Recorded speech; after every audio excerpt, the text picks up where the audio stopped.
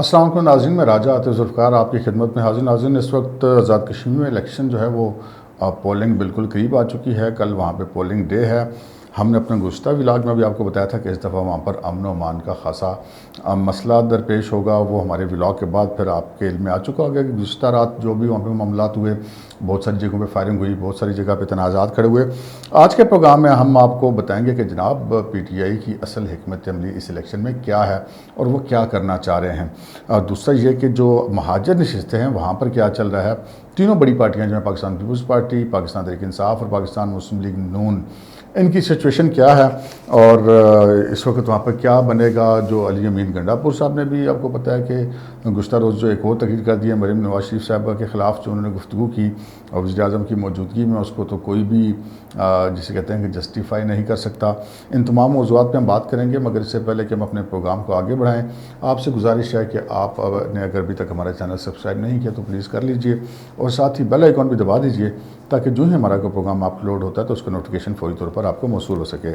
جی ناظرین، سب سے پہلے ہم بات کرتے ہیں جناب وہ جو آزاد کشمیر کے اندر امن و امان کی صورتحال ہے. امن و امان کی صورتحال کے حوالے سے علی امین گنڈا پور صاحب نے پچھلے دور میں بہت سارے متنازع بیانات دیے، جس پر election commission of Azad Kashmir نے ان کو آزاد کشمیر بدر کرنے کے احکامات جاری کیے. لیکن افسوس کی بات یہ ہے کہ ان احکامات پر عمل درآمد کرانے کے لیے کوئی تیاریاں نہ آزاد کشمیر کی انتظامیہ کے اندر اتنی جرت ہے کہ وہ وزیر اعظم کے ساتھ آئے ہوئے شخص کو یہ کہیں کہ جی آپ یہاں سے چلے جائیں.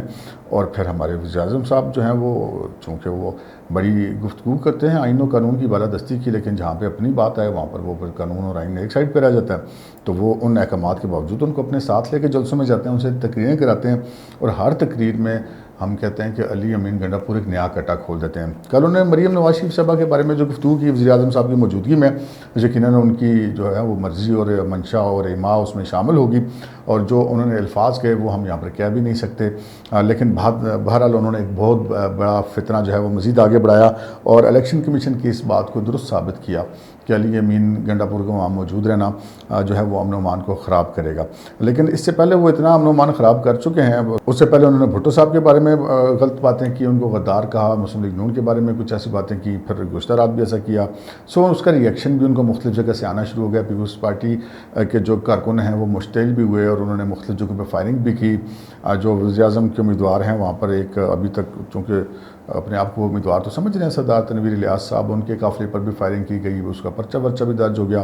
یہاں پر یہ بات بہت اہم ہے کہ جو علی امین گنڈا پور نے یا ان کے معاوضوں نے جو فائرنگ کی تھی وہاں پر اس سے پہلے جہلم ویلی میں، وہ اس کا کوئی مقدمہ درج نہیں. وہ واحد فائرنگ تھی جس کا کوئی مقدمہ درج نہیں کیا گیا کیونکہ جناب اس میں پاکستان کی سرکار انوالو تھی. باقی سب کے خلاف پرچے ہو رہے ہیں، ہونے بھی چاہیے، لیکن ان کے خلاف بھی ہونے چاہیے.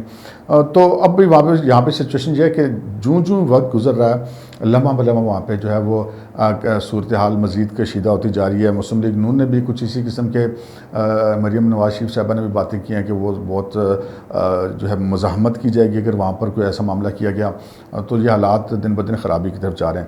اب ہم آتے ہیں کہ جناب آزاد کشمیر کے اندر پی ٹی آئی کی حکمت عملی کیا ہے. پی ٹی آئی کے پاس اس وقت دو امیدوار ہیں جی. وہ اپنے آپ کو سمجھتے ہیں وزارت عظمیٰ کا امیدوار، ایک سردار تنویر الیاس صاحب اور دوسرے جو ہیں بیرسٹر سلطان محمود صاحب. وہ پہلے بھی وزیر اعظم رہ چکے ہیں پیپلز پارٹی کے پلیٹ فارم سے. ان کے اندر کی اتنی لڑیاں ایسی ہیں کہ جب پتہ چلا کہ جناب سردار تنویر الیاس صاحب مبینہ طور پہ کوشش کر رہے ہیں کہ جو میرپور سے الیکشن لڑ رہے ہیں بیرسٹر سلطان محمود، وہ وہاں سے الیکشن ہار جائیں. پھر سردار تنویر الیاس نے اپنے مقابلے میں کھڑے ہوئے عبدالرشید رابی صاحب کو الیکشن میں بٹھا دیا. جماعت اسلامی کے وہ امیدوار تھے، لیکن وہ کام الٹا ان کے لیے مزید خراب ہو گیا کیونکہ عبدالرشید رابی صاحب اگر کھڑے رہتے تو مشتاق مناس کی برادری کے ووٹ توڑتے، تو وہ بھی نہیں گیا. اور پھر جماعت اسلامی کی جو قیادت ہے انہوں نے بھی اس کا نوٹس لیا اور انہوں نے اپنے کارکنوں کو سختی سے منع کر دیا کہ وہ پی ٹی آئی کو ووٹ نہ دیں، اور وہاں پہ یہ کام ان کے گلے پڑ گیا. لیکن اس کے باوجود بھی جو ہم کہہ سکتے ہیں نا کہ ان کی طرف سے آپ کہہ سکتے ہیں کہ دولت کا نشہ یا طاقت کا نشہ یا اختیار کا نشہ وہ مسلسل جاری ہے. اور انہوں نے کل ایک اور متنازع جناب اسٹیٹمنٹ جاری کر دی اور ایک جگہ پہ تقریر کی اور کہا کہ جو اسٹریٹجک ادارے ہیں ان کی بلیسنگز انہیں حاصل ہیں. یہ انہوں نے یہ بات کر کے اسٹیبلشمنٹ کو ایک اور امتحان میں ڈال دیا. لیکن اس کے بعد پھر اب سچویشن یہ تھی کہ ہمارا یہ خیال تھا کہ جو مہاجر نشستیں ہیں پاکستان کے اندر وہ پی ٹی آئی لے لے گی حسب روایت، اور اس کے بعد آزاد کشمیر سے چند ایک سیٹیں لینے کے بعد وہ ایک کولیشن گورنمنٹ بنانے میں کامیاب ہو جائے گی.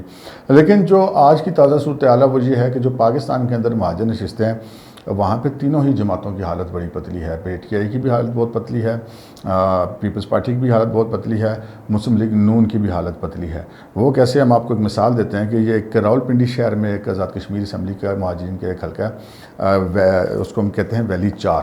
ویلی 4 میں جو پیپلز پارٹی کے امیدوار تھے اظہر گیلانی صاحب ٹکٹ یافتہ تھے, انہوں نے اپنی پارٹی کو بتائے بغیر جو ہے وہ اچانک پیپرز اپنے واپس لے لیے اور وڈرا کر دیے, اور پیپلز پارٹی کے جو یہاں پہ ووٹر تھے پنڈی میں, انہوں نے پھر اناؤنس کر دیا جی ٹھیک ہے پھر ہم مسلم لیگ نون کے امیدوار کو ووٹ دیتے ہیں.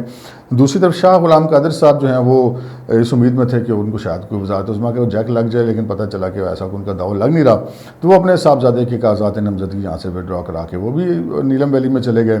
اب پھر یہاں پر جو ہے وہ مسلم لیگ نون کے امیدوار ہیں محترمہ نسیمہ وائی صاحبہ, ان کی کمپین چلانے کے بجائے یہاں پہ پتہ یہ چلا کہ مبینہ طور پہ 2 گروپ جو ہیں مسلم لیگ نون کے, حنیف عباسی صاحب کا گروپ اور شکیل وان صاحب کا گروپ, وہ آپس میں یہاں پہ دست و گریباں تھے, وہ آپس کی سیاست کرتے, کشمیر کی سیاست ایک سائڈ پہ رہ گئی تھی. سو پھر اس میں مداخلت کرنا پڑی جناب مریم نواز شریف صاحبہ کو اور رانا ثناء اللہ صاحب جو پنجاب کے صدر ہیں, اور ان دونوں فریقوں کو انہوں نے کہا کہ بس آپ لوگ جو ہیں وہ اب ٹھیک ہو جائیں, اور کافی سختی کر کے ان کو پھر خاموش کروایا گیا, اور اب وہ کمپین چلا رہے نسیمہ وائی کی. اس دوران پیپلز پارٹی نے کیا یہ کہ جناب پراچا گروپ کا ایک آزاد امیدوار تھا, چونکہ ان کا اپنا امیدوار فرار ہو گیا تھا, تو اس کو انہوں نے جناب راتوں رات ان کا ٹکٹ کروا کے ان کو پیپلز پارٹی کا امیدوار تو بنوا دیا, لیکن ان کو اب آدھے کارکنوں کی حمایت حاصل ہے اور آدھوں کی نہیں. آدھوں کی اس لیے حاصل ہے کہ ٹکٹ مل گیا ہے, اور جن کی نہیں حاصل وہ ہیں جنہوں نے پہلے پیپلز پارٹی کے امیدوار کے اچانک وڈرا کر جانے کے بعد مسلم لیگ نون کی حمایت کا اعلان کر دیا تھا. اور سو یہ پیپلز پارٹی کے اندر بھی یہی سچویشن ہے. تو ہم کہہ سکتے ہیں کہ جو باقی بھی مہاجر نشستیں ہیں ان پہ بھی آلموسٹ ایسی ہی پوزیشن نظر آ رہی ہے. پارٹیوں کی اپنی گرپ جو ہے تینوں بڑی پارٹیوں کی مہاجر نشستوں کی حد تک اس وقت نہیں ہے. یہاں پر ہم لوگ یہ سمجھ رہے تھے کہ, اور درست سمجھ رہے تھے کہ ماضی میں ایسا ہوتا رہا کہ جس کی پاکستان میں یا صوبے میں حکومت ہوتی ہے وہ مہاجر نشستوں میں کامیابی حاصل کرتا, اور ہمارا یہ اندازہ ہے کہ PTI کو یہاں سے 12 سیٹیں لینی چاہیے مہاجر نشستوں کی, اور اس کے بعد وہاں سے 5-7 نشستیں اگر جیت لیتے ہیں تو حکومت بنانے میں کامیاب ہو سکتے ہیں آزاد کشمیر کے اندر سے. لیکن ایسا نہیں دکھائی دے رہا. لگ رہا ہے کہ جو مہاجر نشستوں پر پیپلز پارٹی اور مسلم لیگ نون جو ہے وہ شاید PTI کو یہاں پہ کلین سویپ نہ کرنے دیں, اور چونکہ تینوں پارٹیوں کی اگرچہ کی حالت پتلی ہے, لیکن PTI کو جو ہم کہہ سکتے ہیں کہ بڑا نقصان ہوگا, کیونکہ وہ تو یہ 12 سیٹیں کاؤنٹ کر کے بیٹھے ہوئے تھے, لیکن اب وہ 12 سیٹیں نہیں ان کو ملنے والی ہیں. اور پھر جناب جو مقامی قیادتوں کی لڑائیاں ہیں وہ تینوں پارٹیوں میں ہیں, اور ساری مہاجر نشستوں پہ ہمیں پتہ چل رہا ہے. اب یہاں پر ایک اور حکمت عملی سامنے آئی ہے. وہ حکمت عملی سامنے یہ آئی ہے کہ اگر یہ یہاں پر سے مہاجر نشستیں نہیں جیت پاتی PTI, تو PTI کی یہ کوشش ہوگی کہ وہ پھر جو ہے نا وہ نادیدہ قوتوں کی مدد سے وہ کوئی الیکشن میں کوئی رزلٹ حاصل کرنے کی کوشش کریں. لیکن جو اس وقت PTI کی حکومت کا زیادہ تر فوکس ہے وہ اپنے الیکشن جیتنے سے پر کم ہے, اور مسلم لیگ نون کے جو وہاں پہ وزیر اعظم تھے اس وقت تک ہیں راجہ فاروق حیدر صاحب, ان کی پوری کوشش ہے کہ تمام تر وسائل استعمال کر کے کسی بھی طریقے سے راجہ فاروق حیدر کو وہاں سے الیکشن ہرایا جائے. سو یہ PTI کی حکمت عملی تھی, مہاجر نشستوں پر صورتحال تھی, اور جو اوورآل امن و امان کی وہاں پہ صورتحال ہے, اس سے ہم نے آپ کو آگاہ کیا. آج کے پروگرام میں اتنا ہی, اجازت دیجیے, اللہ حافظ.